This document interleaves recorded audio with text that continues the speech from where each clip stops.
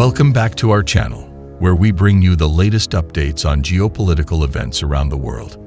In today's video, we'll be discussing a significant development in the South China Sea and its implications for regional security.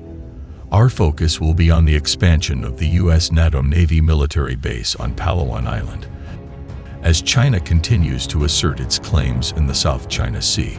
So, without further ado, let's dive right in. Before we delve into the details, let's set the stage.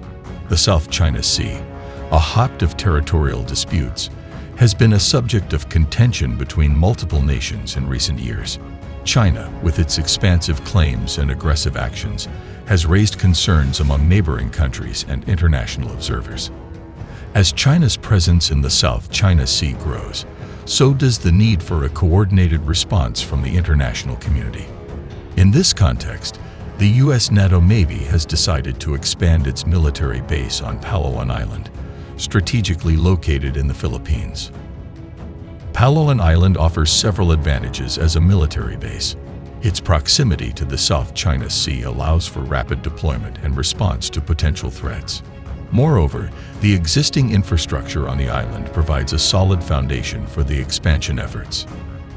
China's persistent expansion into the South China Sea is the most concerning security concern for the Philippines, as its Congress is set to approve an expanded basing deal with the U.S., Manila's ambassador to Washington said on Thursday.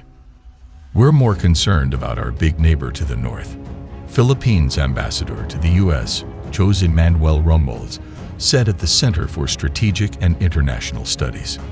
"We're not going to give 1 inch of our territory," Romualdez said.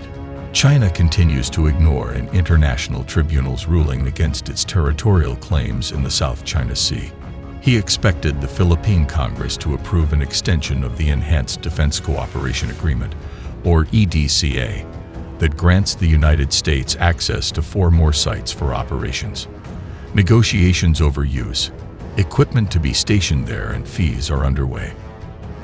In May in Washington, Philippines President Ferdinand Marcos said, "We have made it very clear to the Chinese Foreign Minister Qin Gang, the bases we have opened up under the original, the 2014 Extended Defense Cooperation Agreement, with the United States is really because of the effects of climate change." China condemned the new sites, saying they threaten the peace and stability of the Indo-Pacific and are aimed directly at Beijing. On Thursday, Romualdez added that the Philippines is committed to modernizing its armed forces.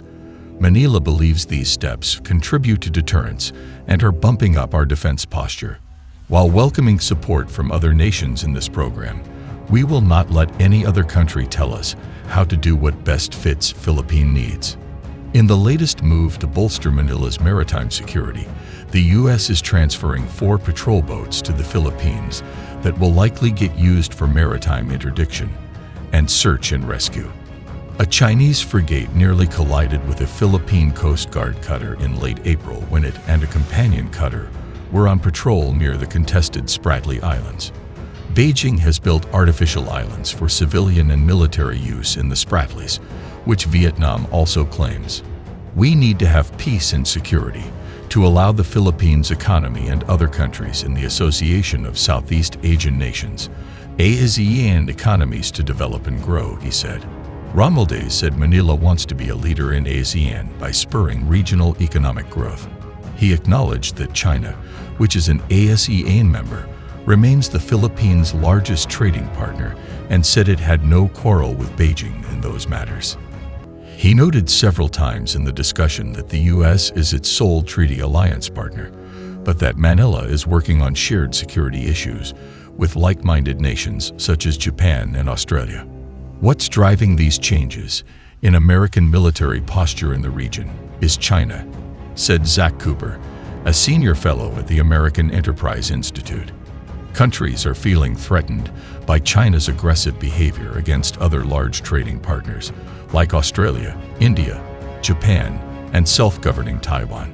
Beijing has targeted Australia economically with tariffs and embargoes, and Taiwan militarily by repeatedly probing defenses and interfering in domestic politics in the Solomon Islands, Malaysia, and other Pacific nations.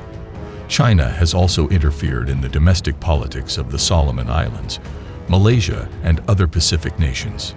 Lindsay Ford, the Pentagon's Deputy Assistant Secretary for South Asia and Southeast Asia, took sharp exception to a question over whether America's expanding network of partners had set off an arms race with China. The United States military has been forward and present in the Indo-Pacific for decades, she said.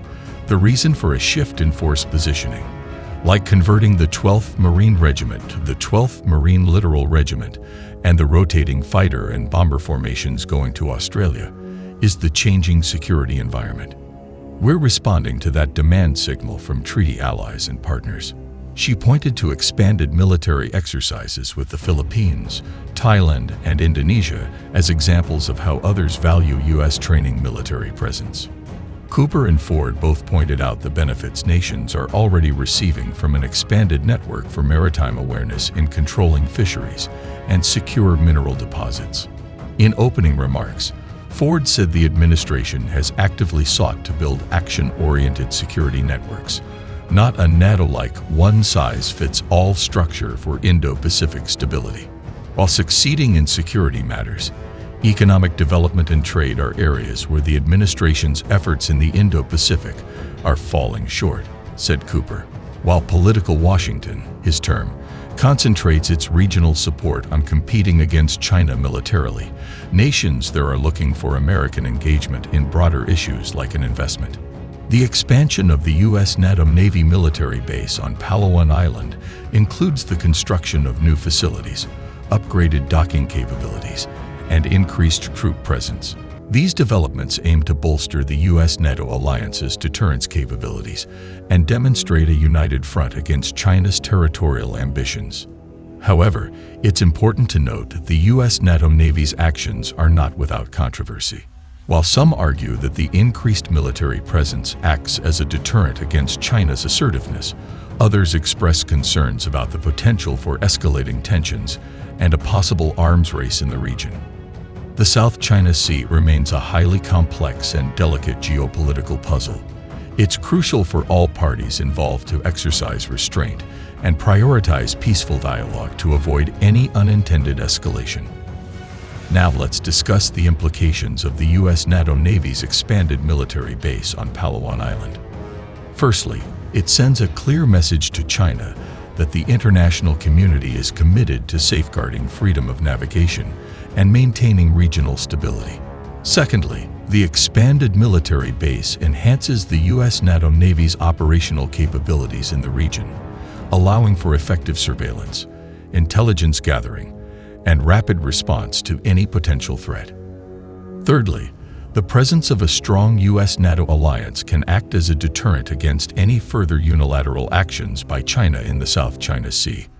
This deterrent effect aims to promote adherence to international law and respect for the sovereignty of other nations. Lastly, the expanded military base provides an opportunity for increased cooperation and joint military exercises between the US, NATO allies, and regional partners. Such collaboration can strengthen existing alliances and foster a sense of unity in addressing common security challenges. The expansion of the US-NATO Navy military base on Palawan Island is a direct response to China's expansive claims in the South China Sea. While it aims to maintain regional stability and uphold international norms, its long-term implications remain uncertain. As tensions continue to simmer in the South China Sea, it is crucial for all parties involved to prioritize dialogue and peaceful resolutions. Only through diplomatic efforts and cooperative measures can we hope to navigate these challenging waters and foster a secure and prosperous future for the region. Thank you for joining us today. If you found this video informative, please give it a thumbs up and subscribe to our channel for more insightful content. Remember to click the notification bell to stay updated. Until next time, stay informed and stay safe.